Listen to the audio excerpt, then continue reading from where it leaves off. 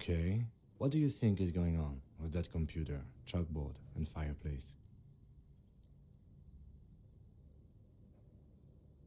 Yes, that is the question. Like he's ready to lay out a fine theory, crafted together like a puzzle box. It looks like one of those popular pen and paper role-playing games, only these people were trying to automate it, make it work on radio computers. Utter madness, he thinks, as a compliment. Not to my knowledge. They make automated games in Graz, Messina, Königstein. You know, places with industry. Not in Revachol West, among the ruins. But I don't think anyone has attempted to create an inter-isolary game before. We just don't have the technology.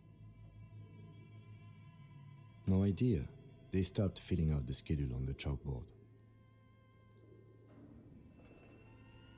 Through call-in stations, none of the players have to be physically present. Anyone in the world can participate in the game, as long as they have a two-way radio. Then there's the game master frequency that listens in on the smaller call-in stations. I think that was supposed to coordinate the stories, functioning as a master of ceremonies of sorts. Coordinating so many games would take a whole switchboard of people, possibly divided into sub-frequencies. Indeed, those Welkins are a dead giveaway. Role-playing people love that stuff. The world looks like a modified version of the WeWorld board game, with hit death thrown in. Super cool. Someone should give them millions of real, immediately. This game is too good to be left unfinished. Indeed, it's ambitious and untethered from reality, but...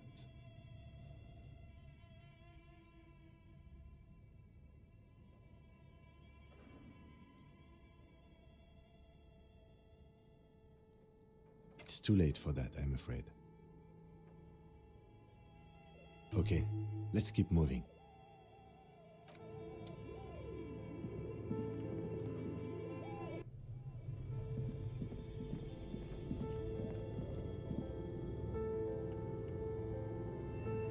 A thick layer of coal dust covers the furnace, coloring it pitch black. It's dark and grimy here. In the darkness you can hear chatter. What are you doing?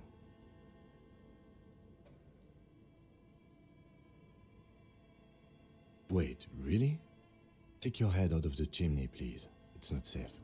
It feels safe to know that the lieutenant's got your back, now and always.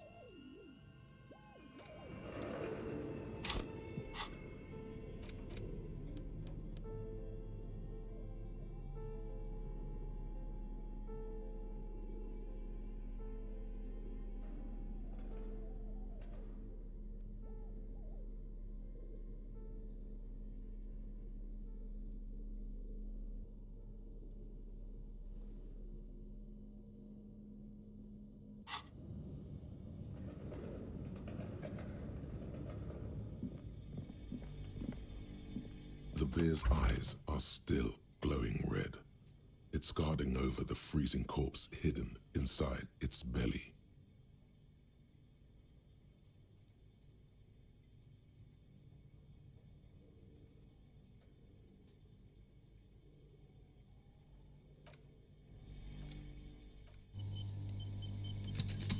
The bear's eyes are still glowing red.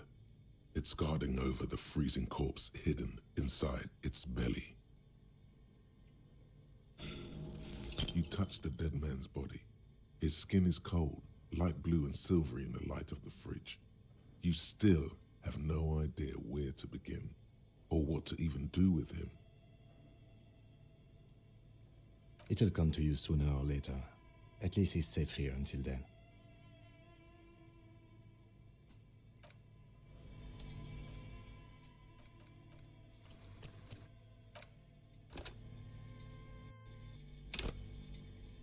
The bear's eyes are still glowing red. It's guarding up. Your arms reach out and your eyes close, as if by their own volition. It's dark all around. You feel cold, slippery flesh, first with your fingertips, then under the palm of your hand.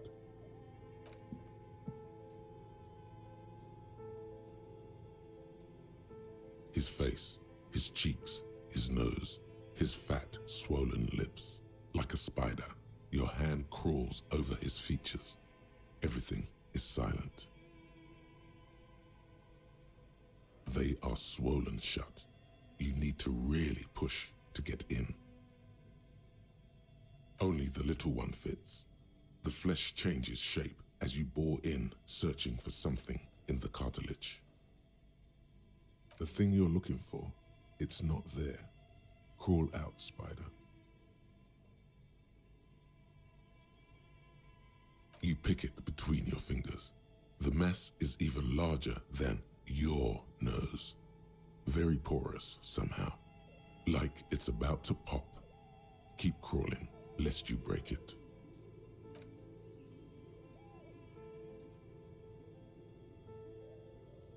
The oral cavity is cold and moist. A ball-like tongue attaches itself to the base of the mouth, lolling around like a scallop. You're on the right track.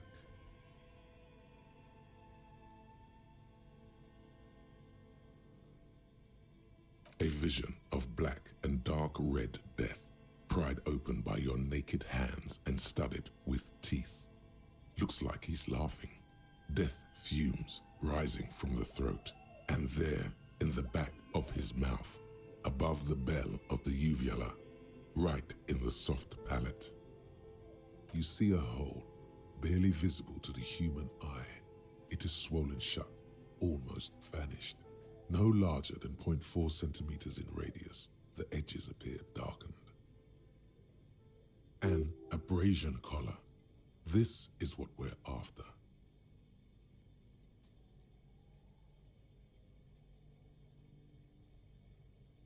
A black trickle of liquid runs into his throat from the wound. Your index fits right in there. A tight tunnel of flesh opens up. Tissue damage. Wide enough for 2 fingers. As you push both in, you reach through his mouth, right into his brainstem. The basal ganglia feels clumpy. What entered here has torn apart his reptilian complex. This man will never sleep again, never wake. Your fingers slide into the remains of his limbic system. There is no resistance. It's gelatinous. The slug-like structures are damaged too. The tearing extends deep into both hemispheres. The ululations of the limbic system have ended. All is quiet.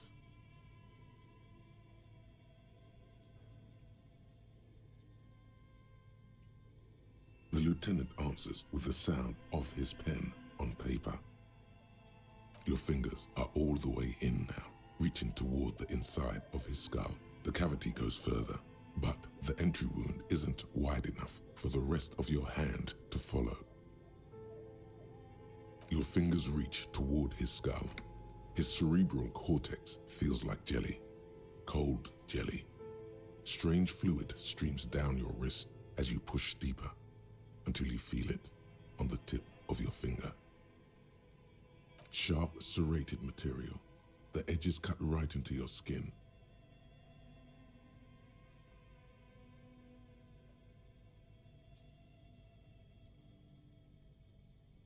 Can you get to it? There's a tiny crack, a protrusion in the cranium, right in the back of his head. Your finger must be pointing straight at it, from the inside. The object that is in there stops just short of the skull, in the encephalus, knocking this tiny fracture into the cranium. We have the makings of a very small exit wound here.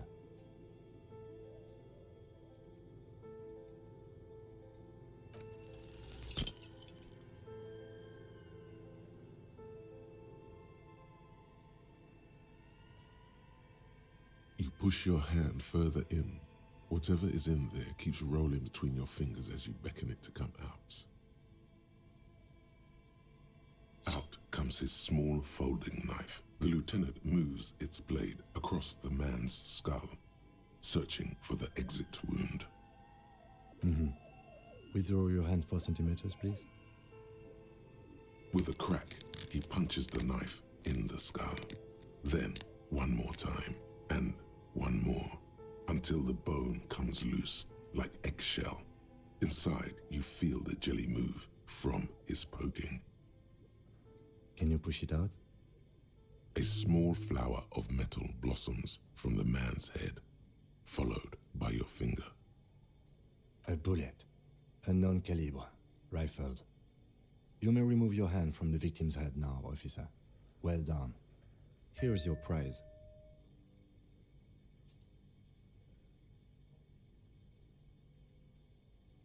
We need to add an item to the injury list. Injury number 4. Oval entry wound with an abrasion color. Soft palate, back of mouth. High velocity. Temporary cavity in brain tissue. Small exit wound on the occiput. How does that sound?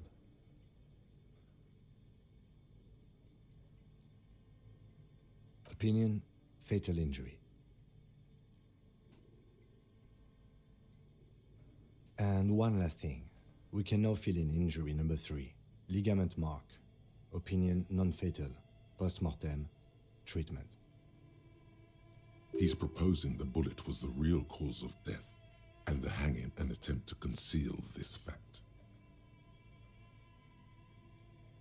Yes, and the belt around his neck, the hanging, even dragging him to the yard. All of it was done after this man was already dead. I have had my doubts about this since you told me he was doing something else at the time of his death. I don't have that kind of intuition. I don't usually trust it, but it made me doubt. There have been other signs too, small things. We were right not to assign hanging as cause of death, as the perpetrators expected we would. No such luck for them. We didn't fall for it, he thinks. There's pride in there. That's for us to find out. But this, it will make finding them just a little easier. To hide something. The real killer, the real motivation, what really happened here. Yes, we should take a closer look at it. I am certain it has more to tell us. This little thing could reveal much about the weapon that shot it. Oh, you really do. I am glad to hear you say that. Your room in the Whirling in Rags should come with a bathroom. Be sure to make use of it in the evening. We bag the corpse and carry him to the holding pen of my kinema. I can work on the case, tend to personal matters. Try not to do anything too dangerous. An officer needs backup in a neighborhood like this.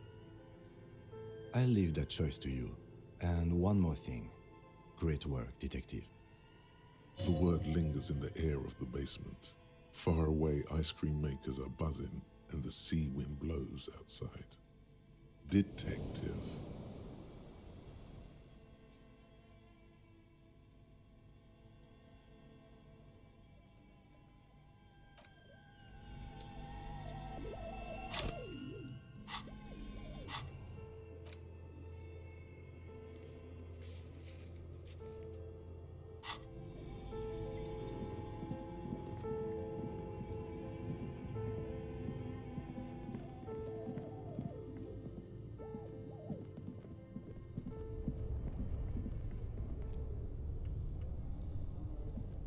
This orange machine is dead still. It has a hand-cranked ice cream churner and an electric freezer. The ice around it slowly melting.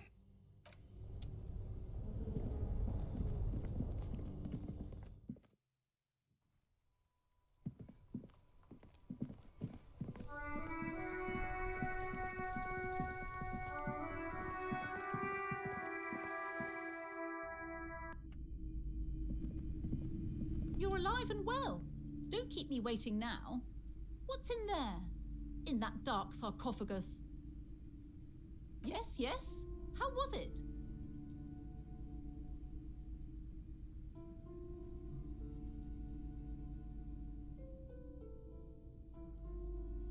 I knew it. Oh, such horrors that have been thrust upon us.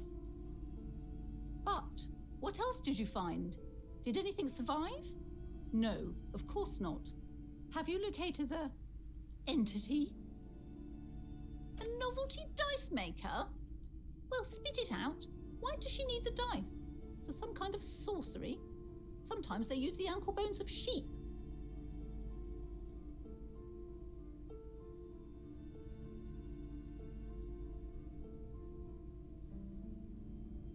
I don't understand. If it's not her, then where is the source of the doom? How did she explain the curse? She's squeezing on the pendant too tight. A drop of blood in her palm. Just don't say you don't have any answer yet. The uncertainty is killing her. You've come this far, you know how to end it. There is an entity behind the entity.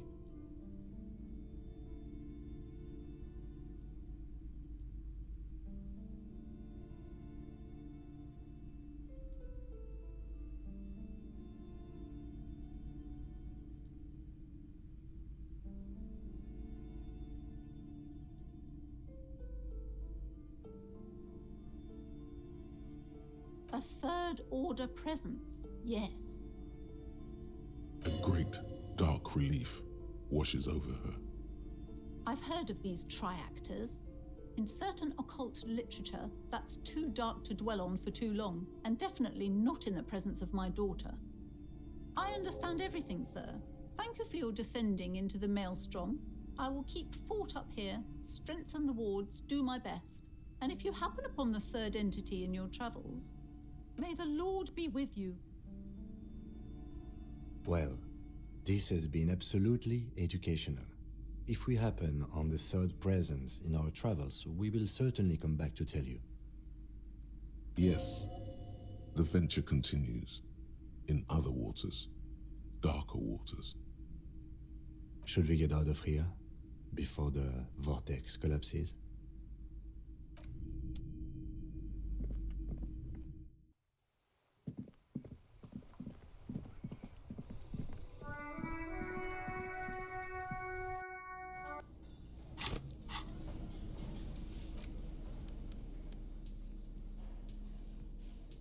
The bullet is safely sealed away in a plastic bag bearing the RCM stamp.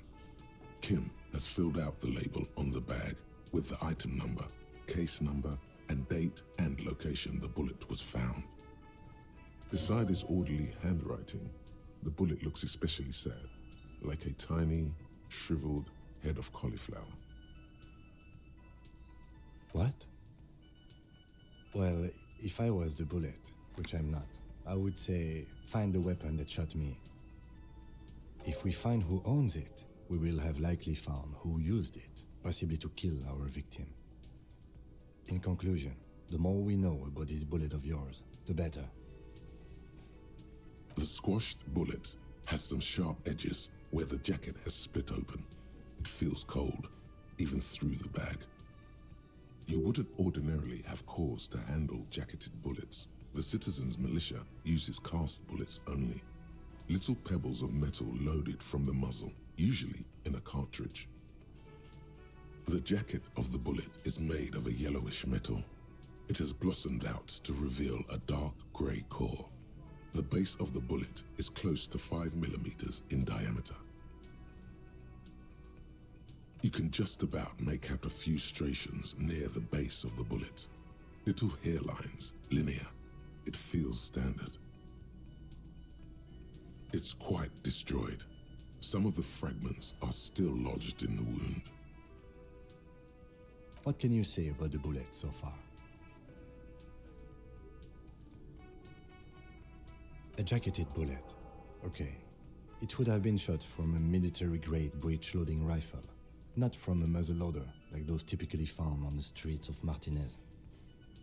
Highly unusual. The people of Revachol haven't carried breech-loading weapons like this for nearly half a century.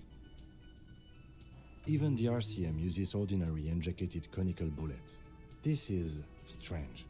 Very strange. I like this, officer. Strange means unique. Unique means incriminating. We need to find the gun that shot it. Something tells you that won't be anytime soon. This'll have to be one of those epic tasks that's open for a while.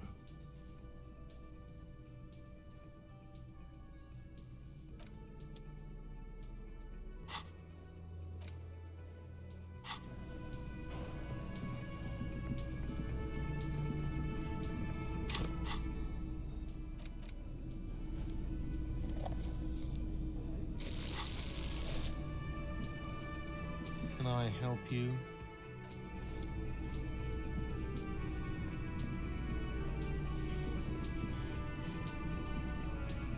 Can I help you? Another thing. Great. I love... Yes.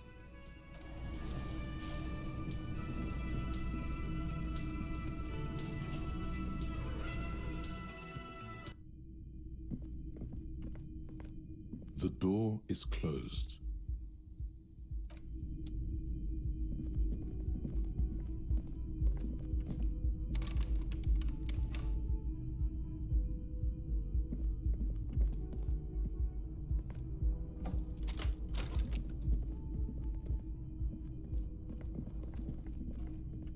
A mirror hangs on the bathroom wall. It's barely covered in steam anymore. It's your face in the mirror, adorned with the expression.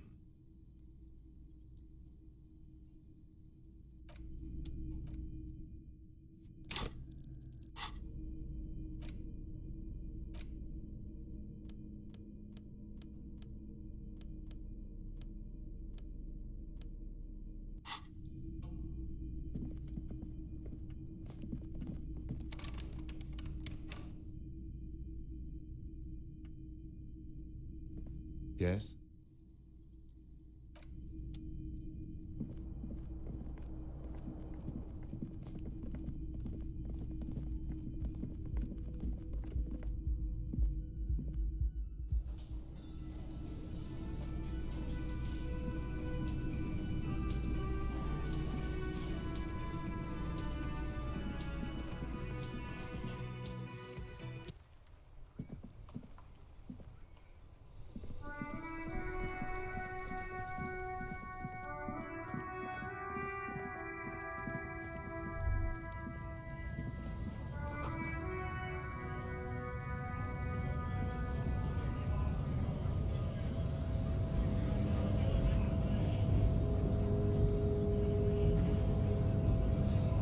Hola, Wandering Man. How can I help?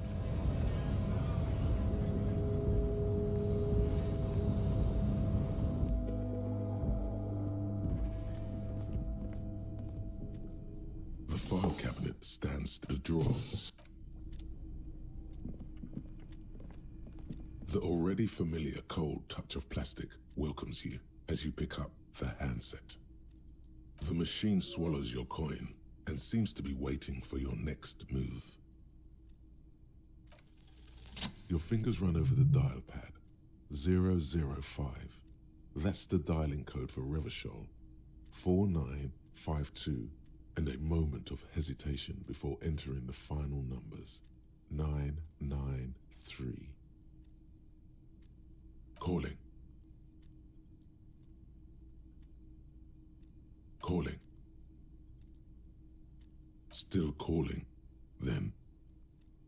Video Revachol, 24-hour video rental. We rent 8 and 10mm film for home use. This is Lamy. How may I help you?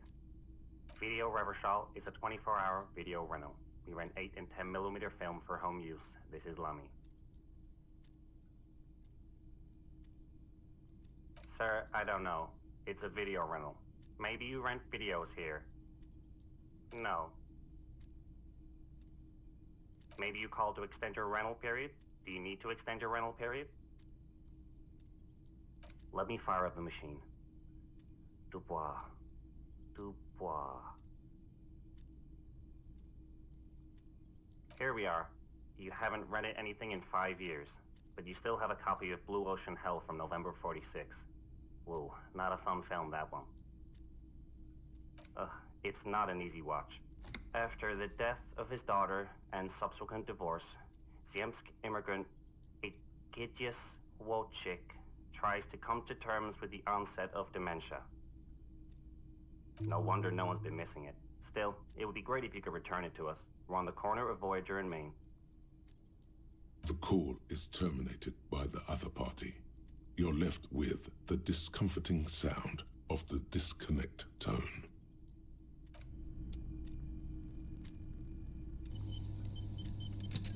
The payphone hangs mutely on the wall. There isn't much more to do here.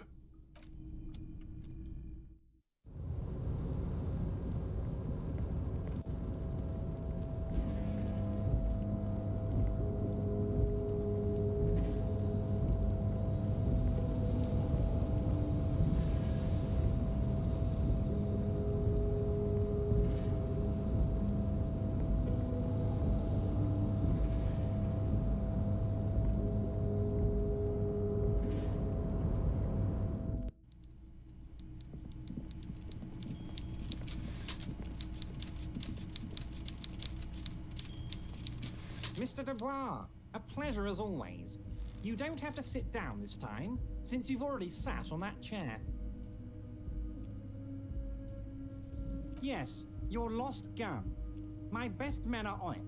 They're turning every stone, searching every playground, asking kids, grandmas, everyone. Your gun will be found, Harry. Let me assure you of that. It's just a matter of time and effort. The only way to find it seems to be working with him. He might even be holding your gun hostage.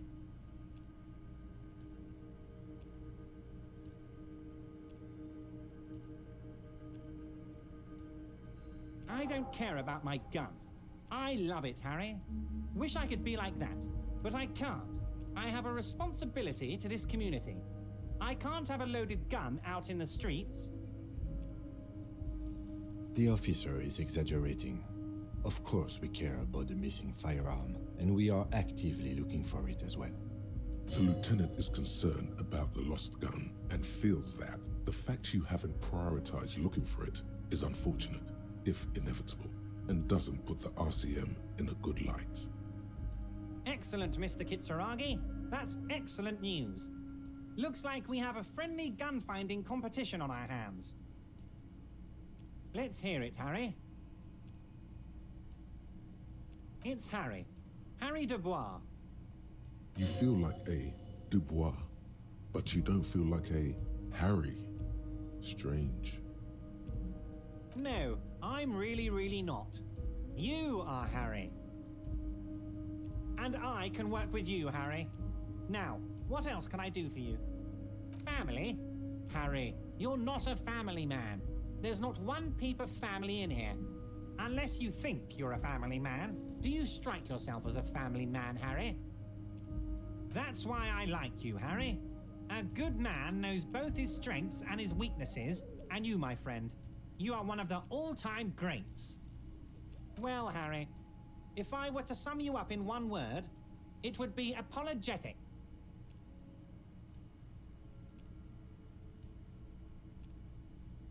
Yes, you seem to be, a lot of the time, but right now there's no reason to be. Let loose a little. Be you. Ah, this? My friends in your organization gave it to me, Harry. This translates into, haha, you guys are so corrupt. I find that very suspicious. May I have a look? I'm afraid this is meant for Union eyes only, Mr. Kitsuragi. I'm sure you understand. Please continue, Harry.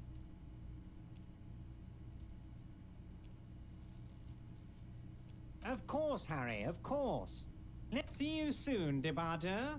Just kidding, but not too much.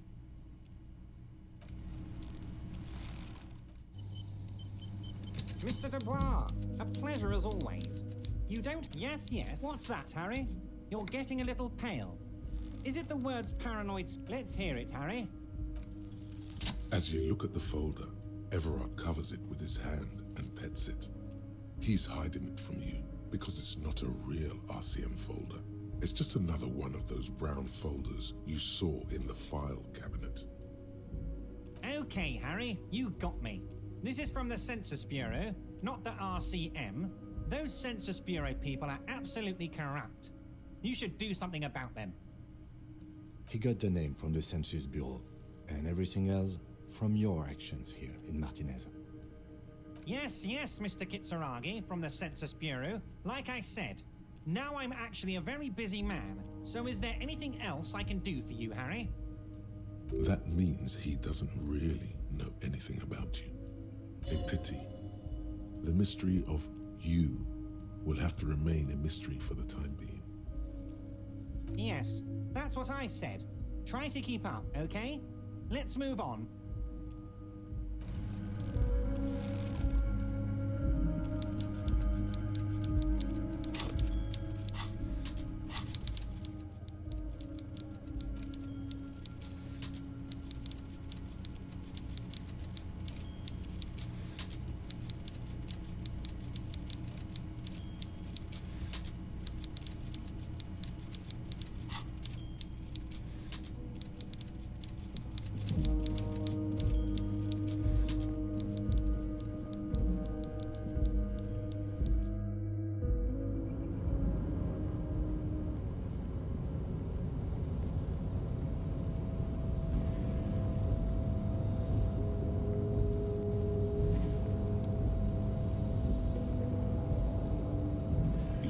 Before the cargo container. Its drawer has not lessened since you were last here. If anything, it seems to have grown slightly.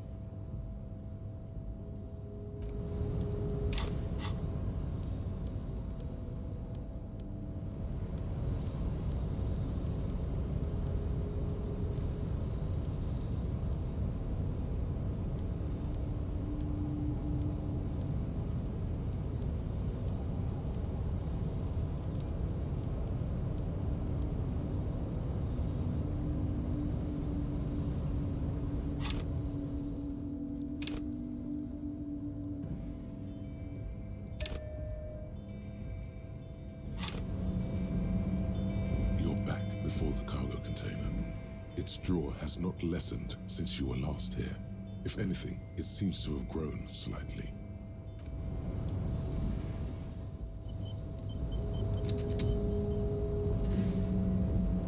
You're back before the cargo container. And, as it's always been, it's impossible to open a container with rhetoric. Maybe you're losing your mind.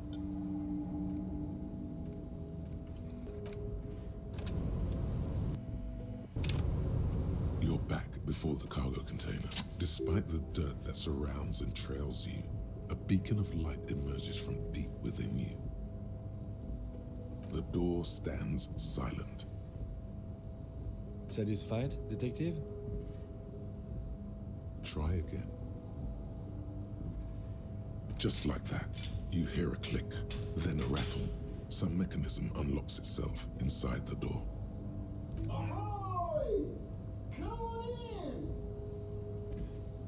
You can't be serious.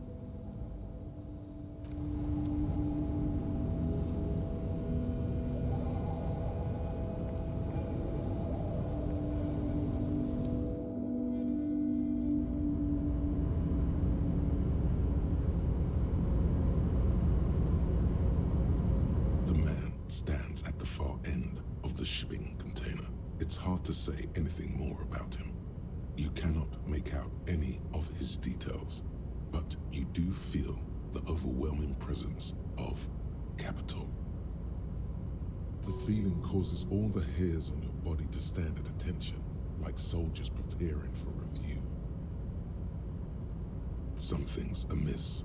The light beams bend around his face and scatter in 1,000 directions. It seems the laws of physics do not apply here. They are suspended, distorted, and echo.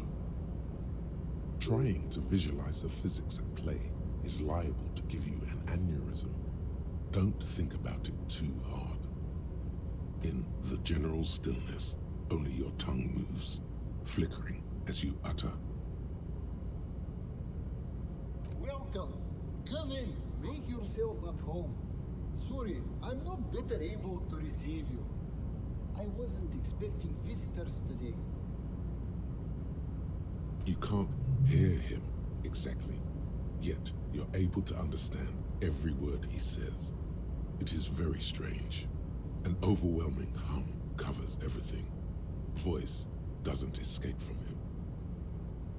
Now, what can I do for you, gentlemen?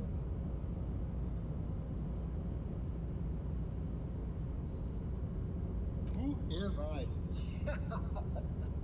Oh, I haven't been asked that question for such a long time. I don't meet a lot of people outside my circle these days. Anyhow, my name is Rustam Theodore, investor, license holder, and extremely high net worth individual. And you are? Mr. Theodore, I am Lieutenant Kim Kitsuragi of the RCM, and this is my partner. Pleasure to meet you, Harry. Public service is a noble cause. Traveling. This is a great way to get around. It's fun, it's safe, and it gives me lots of time to think. By the way, let me now ask you a question. Where are we exactly? Ah, Revachol. I remember walking its streets as a teenager. There used to be a bowling alley in Stella Maris. I wonder if it's still there. It's a shame I can't get out and explore myself. One of the downsides of being an extremely high net worth individual is that mobs of low net worth individuals are constantly banding together to ask for money.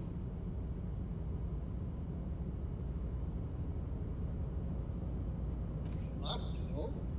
It also provides a means to hide from all the targeted advertising we extremely high net worth individuals are constantly subjected to. Luxury yachts, high fidelity portable radio systems, fail-proof outerwear, and so on. It just gets a bit middle class after a while. A bit bourgeois.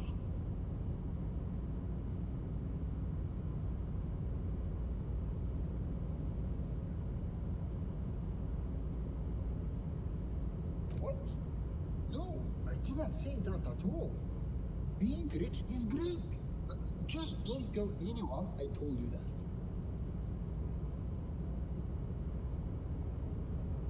Oh Lord, not this again. Oh, nothing. It's just that we've got this murder to solve, and yet you go around asking everyone about money. And every time I ask, are you sure this is related to the case, you say, sure, Kim, I think it is. And yet, it never seems to get us any closer to solving the case. It's quite alright. I'm used to the question by now. To be blunt, I inherited my fortune from my grandmother, who herself was an extremely high net worth individual back in Graz. All I did was take her fortune and invest it prudently. Believe it or not, it takes more than a bit of skill not to blow a vast fortune on sailing boats, bad choices, and unsupervised state policy. I gotta tell you, at first, being rich is a lot of work. You've got to work hard because everything's so darn expensive. You know, prices increase exponentially at this income level. But then, once you've reached my position, it's nearly impossible for me not to make money. My assets are so diversified that I'm bound to come out ahead no matter what. Some of my lower net worth friends say to me, but doesn't that take all the fun out of it? And I tell them, not really.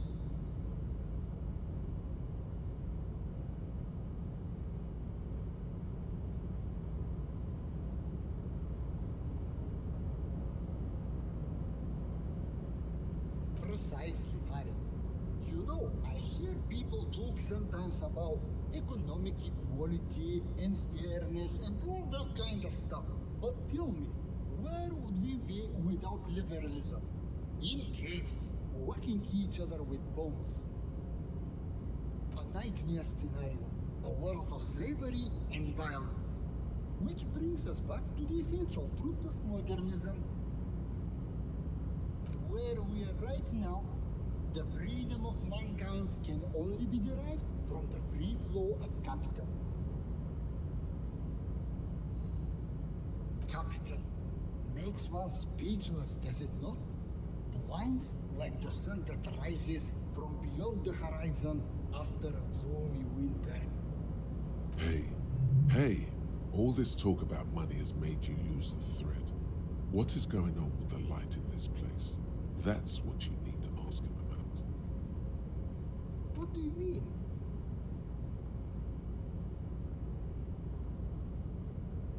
Are you talking about my chin? Oh, that's what you mean. Yes, I've heard of this effect, though I've never witnessed it myself, of course. It has something to do with our Weiss-Wiesemann coefficient. The Weiss-Wiesemann coefficient is a ratio designed to reflect the difference in net worth between individuals. When the coefficient is close to 1, or 100%, it means one person possesses all the net worth. Among that group of individuals, it's been observed that when the Weiss-Wiesemann coefficient reaches about 0.96 or so, the laws of physics begin to bend around the high net worth individual. The Weiss-Wiesemann coefficient for you and this individual appears to be 0.9998, repeating. Among other things, but calm down.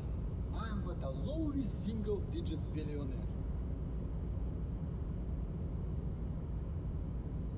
That's good.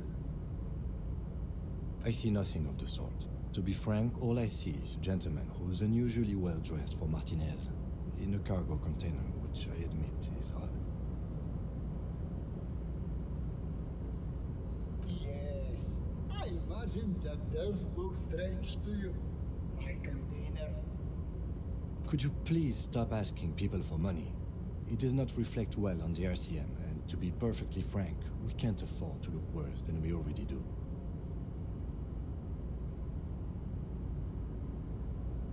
It's perfectly alright. Based on your appearance, I can tell I'm dealing with a smart man. As you may know, us high net worth individuals do not have a lot of cash on hand. Investments and liquidity are enemies of one another. I think I only have coins for coffee machines. Here is 3 real. How much can you get for this?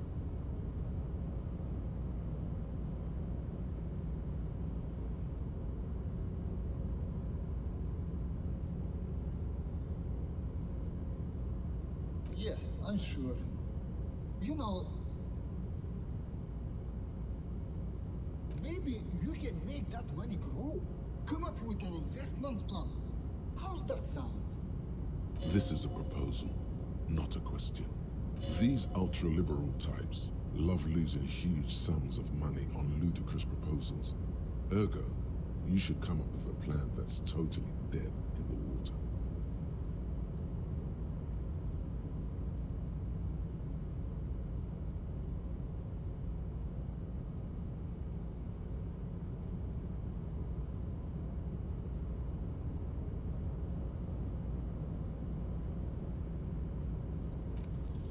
Congratulations. You've somehow managed to fail at failing, which means, in a strange way, that you've succeeded. A youth center, huh? What kind of youth center? A place to teach them practical skills, like teamwork and self-discipline. Come on, tell him what he wants to hear.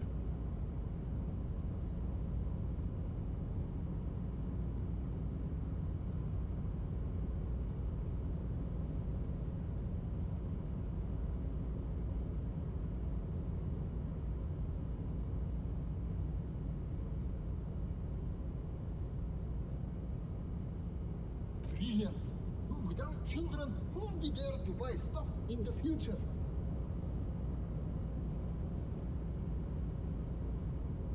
When life closes a door, it opens a window, yes? What's the expected return on this?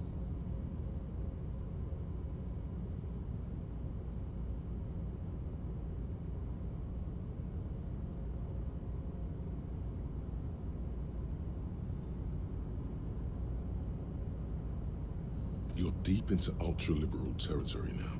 Good work. Very impressive. You've got a natural eye for unusual investment opportunities. I don't normally do this without a formal pitch deck, but to hell with it. What's the point of being rich if you have to follow all the rules? Here's a round of seed funding. This should be enough to prove out the concept and get things off the ground. Bratan, now's your chance to take some time off. Spend it with your good buddy and get absolutely wrecked in the process. What is this shit? Calculating risks? Bratan! The risks you can't calculate are the only ones worth taking. The lieutenant looks at you with horror. You've been mumbling to your necktie in a daze for several minutes. Ah, yes. Now you're displaying it. The eccentricity that becomes a wealthy individual.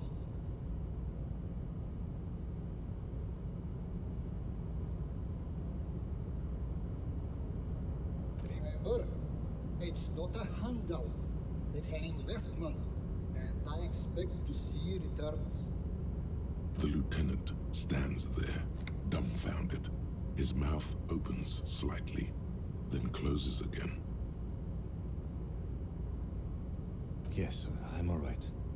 Can we get going now? Now, was there anything else I could help you gentlemen with? Why go so soon? I feel we've so much more to talk about. Ah, well, until next time.